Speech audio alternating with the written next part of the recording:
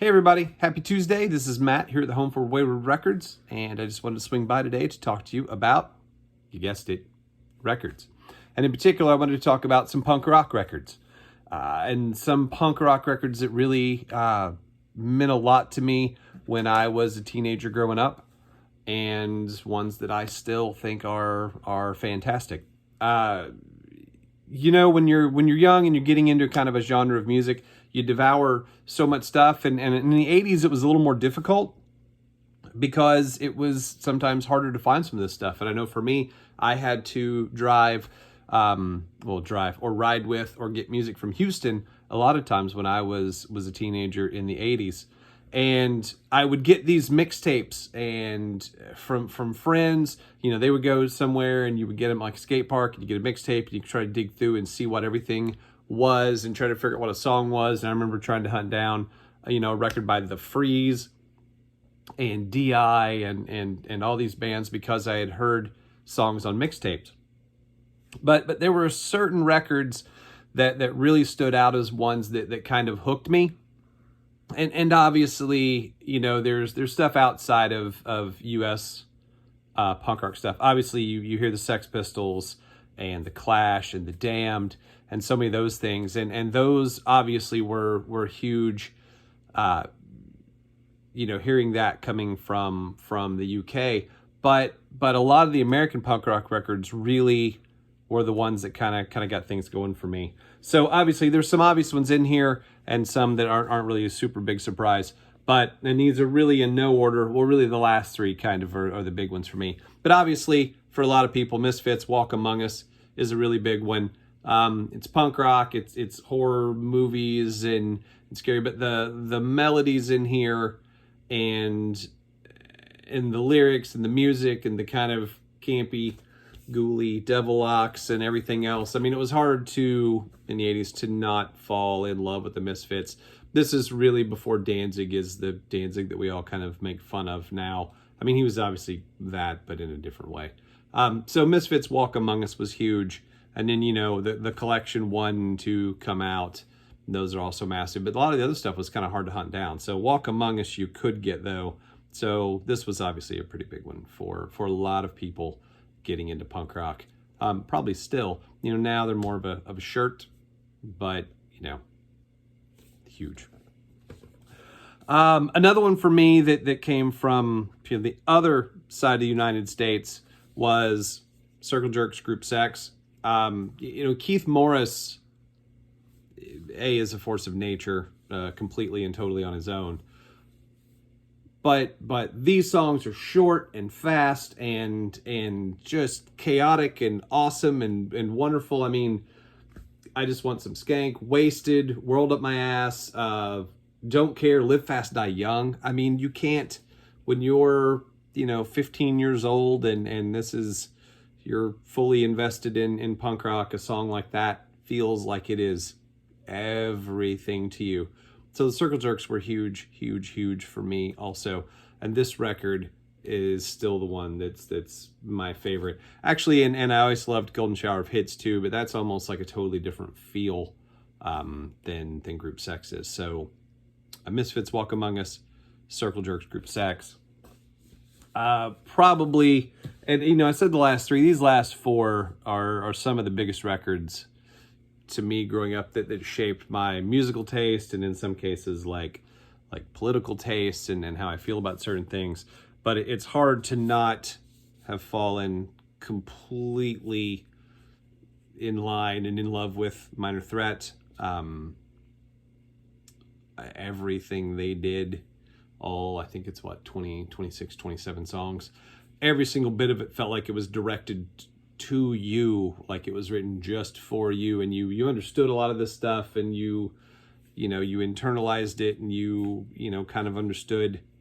It seemed like when you're again 14, 15, 16 that this is everything. And this record, I would say probably almost more than any other, changed the way I thought about some things. And they would break up and you would be in Fugazi and we get Dag Nancy. So many bands out of that kind of imprint and the Discord records, I mean, you just ended up devouring this stuff. So this record was massive, massive for me, and I know for a ton of you out there. And then, you know, when CDs became big, you get complete discography where you got everything on one disc, and that felt like, I mean, I would just play that over and over again on car trips. So first Minor Threat album. I'm gonna skip one and go back to this one. So I've always been, since I first heard them, I've been a huge Bad Religion fan. And you know, you had How Could Hell Be Any Worse, and then, which was insanely great, you know, and kind of its rough glory. And then you would get Into the Unknown is a totally different thing. And I remember hearing that at first on tape, and I was like, what the crap is this? And you know, that was just such a weird thing. And then they kind of come back, and then they come back with the Back to the Known EP. And, you know, I will say that, you know, the album that really made me truly fall like completely in love with them forever was Suffer. That's just such a melodic 80s punk rock record. But a lot of that sound, that kind of focused melodic sound, comes from this EP. Yesterday, the reworking of Bad Religion, Along the Way, even Frogger. I mean, this is such a fantastic EP. It just, I originally, I know I had this on a dubbed cassette. It was on one side of a dubbed cassette, and I used to just listen to it over and over and over again. And then, like I said, I remember when Suffer came out, and picking it up, and just, I felt like Suffer and No Control and Generator, like those three especially, just seeped into my very, very soul. And again, like I said, when you're young, you know, I guess some people it doesn't, but for me, that all stuck and kind of changed how I thought about politics and the world and a lot of other stuff. And it kind of comes from here. So Bad Religion, Back to the Known EP. The last two I have, and we'll get the last one in a minute. Second to last one, this is probably one of the records I listen to more than anything else there, especially probably, you know, 85, 86 for me whenever I was able to get, I know this is from many years before then, but Social Distortion, Mommy's Little Monster. If, you know, it's just huge. The musicianship on this, the melody in his guitar lines, the lyrics, it just always seemed to feel like Mike was doing something a little different for a period of time. You know, especially, like I said, with the way he put punk rock songs together. And you know, if again, I keep going back to this, if you're a punk rock kid in the 80s and you saw Another State of Mind and watched that video, and you know, we would get, you know, get super dubbed copies of VHS tapes, so like Suburbia and Another State of Mind, and, you know, even like Minor Threat Live at Buff Hall, like things like that. And you see that Mike, it's hard to see that Mike that's so messed up would craft something that's so just kind of to me, like a punk rock masterpiece. So Social Distortion, Mommy's Little Monster is absolutely huge for me. And I would say I probably, like, again, listened to this more than almost anything else in the 80s. And last, but definitely by far not least, a band that's incredibly important to me.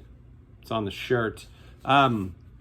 Descendents, Milo Goes to College. And I would actually say that to me, it's Milo Goes to College and I Don't Want to Grow Up.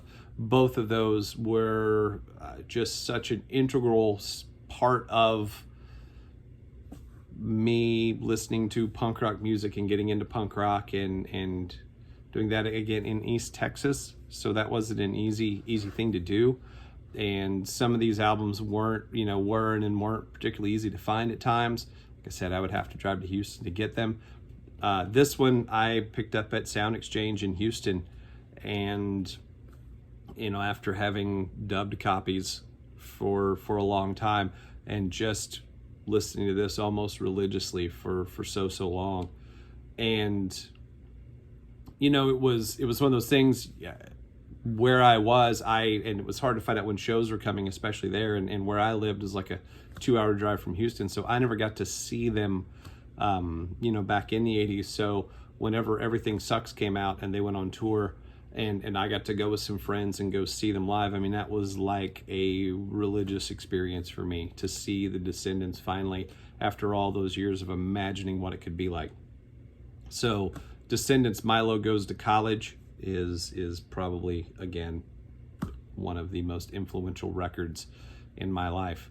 And there's so many more. I mean, I remember encountering like Husker Du, like Land Speed record, and then hearing Metal Circus, and then Zen Arcade, and even like early Replacements. I picked some more stuff and had around. I mean, God, the first time I heard Double Nickels on a Dime, Minutemen was huge, and it seemed, whenever you're discovering this stuff back then, you would find one band and hear about another and go hunt it down, and then hear about something else. That, I mean, all of these were just such a massive soundtrack of my life for so long, and I'm glad that I encountered every single one of them. So those are 6 of my favorite American punk rock records, and tell me what your favorites are. Tell me what got you into punk rock.